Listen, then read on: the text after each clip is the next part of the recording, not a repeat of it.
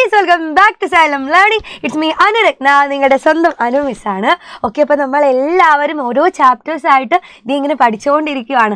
അതിൽ ഏറ്റവും ഇമ്പോർട്ടൻ്റ് ആയിട്ടുള്ള ചാപ്റ്റർ തന്നെയാണ് പാർട്സ് ആൻഡ് ഹോൾ എന്നുള്ള ചാപ്റ്റർ അല്ലേ. അപ്പോൾ പാർട്സ് ആൻഡ് ഹോളിൽ നമുക്ക് എന്താണ് കൂടുതലായിട്ട് പഠിക്കാനുള്ളത്? യെസ്, നമുക്ക് പാർട്ട് നമ്പേഴ്സിനെ കുറിച്ച് തന്നെയാണ് പഠിക്കാനുള്ളത്. എന്താണ് ഈ പാർട്ട് നമ്പേഴ്സ് എന്ന് പറഞ്ഞാൽ, നമ്മളെ ഡെയിലി ലൈഫിൽ ഇപ്പോൾ ഫുഡൊക്കെ വെച്ച് പറയുവാണെങ്കിൽ നമ്മൾ ബർത്ത്ഡേക്കൊക്കെ എന്ത് ചെയ്യും? കേക്ക് കട്ട് ചെയ്യും അല്ലേ. അപ്പോൾ കേക്ക് കട്ട് ചെയ്യുന്ന സമയത്ത് എൻ്റെ കുട്ടികൾ എന്ത് ചെയ്യും? ഇപ്പോൾ കുറേ ഫ്രണ്ട്സ് ഉണ്ടെങ്കിൽ അവർക്കൊക്കെ നമ്മൾ എന്ത് ചെയ്യും? കറക്റ്റായിട്ട് ആ കേക്ക് വീതിക്കാൻ വേണ്ടിയിട്ട് ശ്രമിക്കും. അപ്പോൾ കേക്ക് മാത്രമൊന്നുമല്ല, ഇപ്പോൾ പിസ്സ ആണെങ്കിൽ പിസ്സയൊക്കെ സാധാരണ രീതിയിൽ കട്ട് ചെയ്തിട്ട് തന്നെ നമുക്ക് കാണാൻ വേണ്ടി പറ്റും.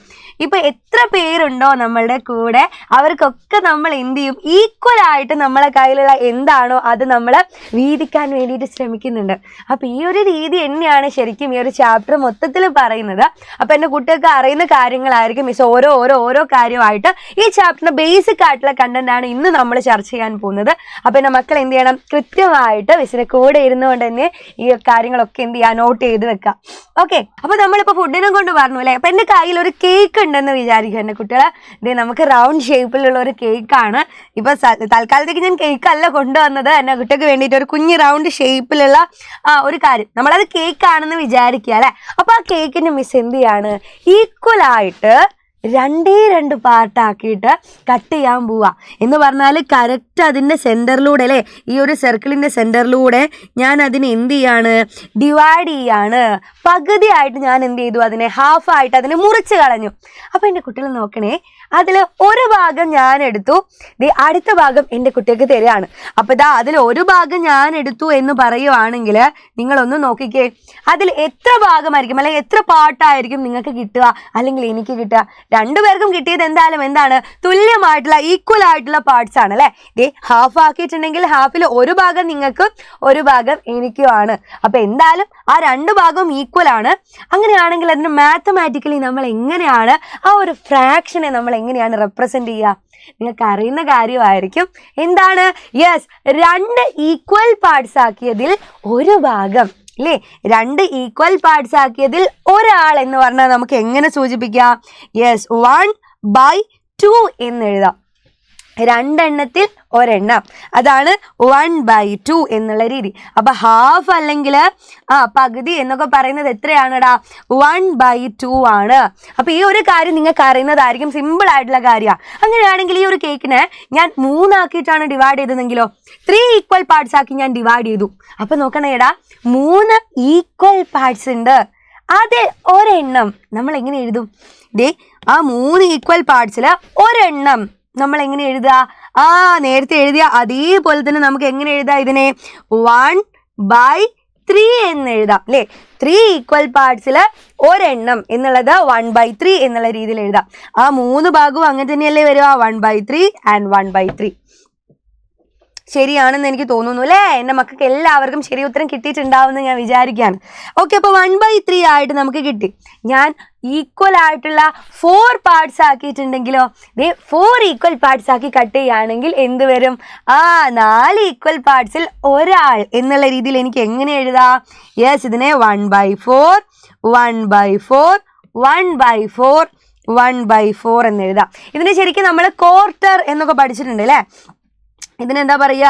ക്വാർട്ടർ. നിങ്ങൾക്ക് ഏറ്റവും കൂടുതൽ സിമ്പിളായിട്ട് ഇത് പഠിക്കാൻ പറ്റുന്നത് എന്താണെന്നറിയോ? നിങ്ങൾ മന്തിയൊക്കെ കഴിക്കാൻ പോകുമ്പോൾ നിങ്ങൾ പറയും, ഒറ്റയ്ക്കാണ് പോകുന്നതെങ്കിൽ എന്താ പറയുക?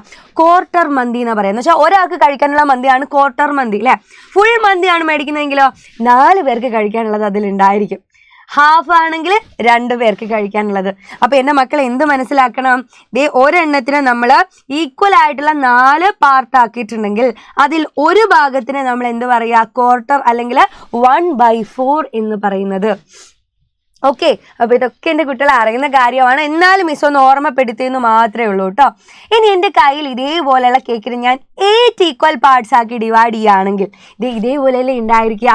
ഒന്ന് എണ്ണി നോക്കിക്കേ. 1 2 3 4 5 6 7 8 ഈക്വൽ പാർട്സ് ആക്കി.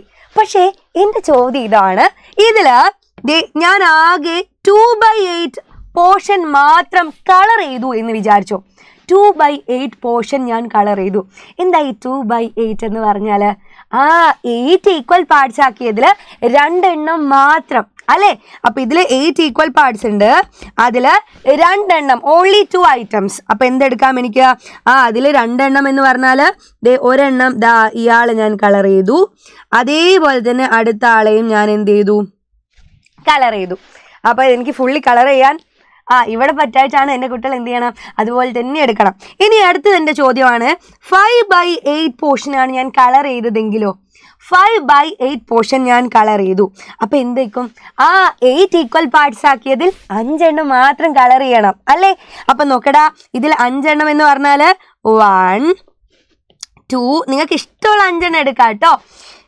3 4, ഇനി ഇവിടെ എടുത്തോ 5. ഇപ്പൊ നമ്മൾ 8 ഈക്വൽ പാർട്സിൽ 5 എണ്ണം കളർ ചെയ്തു. ഇങ്ങനെ നിങ്ങൾക്ക് ഇഷ്ടമുള്ളത് കളർ ചെയ്തൂടെ? ഓക്കെ, അപ്പൊ അത്രയും സിമ്പിളായിട്ട് നമുക്ക് എന്താക്കാൻ പറ്റും? നമുക്കൊരു ഫ്രാക്ഷൻ ഉണ്ടെങ്കിൽ അല്ലേ, ഇവിടെ നമുക്കൊരു ഫ്രാക്ഷൻ നമ്പർ ഉണ്ടെങ്കിൽ, ഇല്ലെങ്കിൽ ഒരു പാർട്ട് നമ്പർ ഉണ്ടെങ്കിൽ ആ നമ്പർ വെച്ചിട്ട് നമുക്ക് എന്താക്കാൻ പറ്റും? ഇവിടെ നമുക്ക് ഏത് ചിത്രമാണോ അതിനെ കളർ ചെയ്യാൻ വേണ്ടി പറ്റും. അങ്ങനെയാണെങ്കിൽ കളർ ചെയ്ത ചിത്രം തന്നിട്ട് അതിന് നിങ്ങൾക്ക് പാർട്ട് നമ്പർ, അതിൻ്റെ ഫ്രാക്ഷൻ എന്താണ് എന്ന് ചോദിച്ചാൽ എൻ്റെ കുട്ടിക്ക് പറഞ്ഞു തരാൻ പറ്റുമോ? ഇവിടെ നമ്മളെ കയ്യിൽ ഒരു കുഞ്ഞു പിക്ചർ ഉണ്ട്, നോക്കിക്കേ. അതിലൊരു റെക്റ്റാങ്കിളാണ്. ഇത്ര നേരം നമ്മൾ സർക്കിളിലാണ് ചെയ്തുകൊണ്ടിരുന്നത്, പക്ഷെ അങ്ങനെയൊന്നുമില്ല. ഏതൊരു ഷേപ്പിനെയും ഈക്വൽ ആയിട്ടുള്ള പീസുകളായിട്ട് നിങ്ങൾ എന്താക്കിയാൽ മതി? കട്ട് ചെയ്താൽ മതി. ഈ ഒരു റെക്റ്റാങ്കിൾ പീസിനെ ഞാൻ ഈക്വൽ ആയിട്ടുള്ള എത്ര പീസുകളാക്കി കട്ട് ചെയ്തിട്ടുണ്ട് നോക്കിക്കേ? 1 2 3 4 5 6 7 8 9 10. ഇല്ലടാ, 10 ഈക്വൽ പാർട്സ് ആക്കിയിട്ടുണ്ട്. അതിൽ ഒരാൾ മാത്രമേ കളർ കൊടുത്തുള്ളൂ. അപ്പൊ കളർ ചെയ്ത പോർഷൻ എത്രയാണ് എന്ന് ചോദിച്ചാൽ നിങ്ങൾ എന്ത് പറയും? ഈ കളർ ചെയ്ത പോർഷൻ എത്ര പാർട്ടാണ് എന്ന് ചോദിച്ചാൽ എനിക്ക് എന്ത് പറയാം? 10 ഈക്വൽ പാർട്സിൽ ഒരാൾ അല്ലേ? അപ്പൊ എന്ത് പറയാം? 1/10 എന്ന് പറയാം. പറഞ്ഞൂടെ? 1/10. അതുപോലെയാണോ? അതെ, അടുത്ത പിക്ചർ നോക്കിക്കാൻ നിങ്ങൾ. എത്ര ഈക്വൽ പാർട്സ് ഉണ്ട്? 1 2 3 4 5 6 7 8 9 10. ഇവിടെയും 10 ഈക്വൽ പാർട്സ് ആണ്. കളർ ചെയ്ത പോർഷൻ എത്ര പാർട്ടാണെന്നാണ് എൻ്റെ ചോദ്യം. അപ്പൊ നിങ്ങൾക്ക് എന്ത് പറയാം? ഇത് കളർ ചെയ്തത് എത്ര ആൾക്കാരുണ്ട്? 1 2 3 4 5 6 7. അപ്പൊ നോക്കണേ, ഈ 7 ആൾക്കാരെ കളർ ചെയ്തു. അപ്പൊ എത്ര പേര് വേടാ? 10 ഈക്വൽ പാർട്സിൽ 7 പേർ കളർ ചെയ്തു എന്ന് പറഞ്ഞാൽ 7/10 ആയിരിക്കും നമ്മളെ ആൻസർ ആയിട്ട് വരുന്നത്. ആയിരിക്കില്ലേ? അതെ, ആയിരിക്കും. അങ്ങനെയാണെങ്കിൽ എൻ്റെ കുട്ടിക്ക് ഒരു കുഞ്ഞു ഹോംവർക്ക് ഇതാ മിസ് ഇവിടെ തരുന്നുണ്ട്. അപ്പോൾ ബോർഡിലുള്ളതിൽ കളർ ചെയ്ത പോർഷൻ എത്ര പാർട്ടാണെന്നുള്ളത് നിങ്ങൾ എന്ത് ചെയ്യണം? ഓടി വന്ന് നമ്മൾ കമൻറ്റ് ബോക്സിൽ പറയണം. അപ്പോൾ ഈ ഒരു ചാപ്റ്റർ മാത്രമല്ല, എൻ്റെ കുട്ടിക്ക് എവിടെ നിന്നാണോ സംശയമുള്ളത് അതുകൂടെ കമൻറ്റ് ബോക്സിൽ പറയാം. എന്തായാലും ഈ ചാപ്റ്ററെ കുറിച്ചും അതുപോലെ ഇനി വരാനിരിക്കുന്ന ചാപ്റ്റർ ഒക്കെ ആയിട്ട് മിസ് നെക്സ്റ്റ് ക്ലാസ്സിൽ വരാം. ഓക്കെ, അതുവരെ ബൈ ബൈ.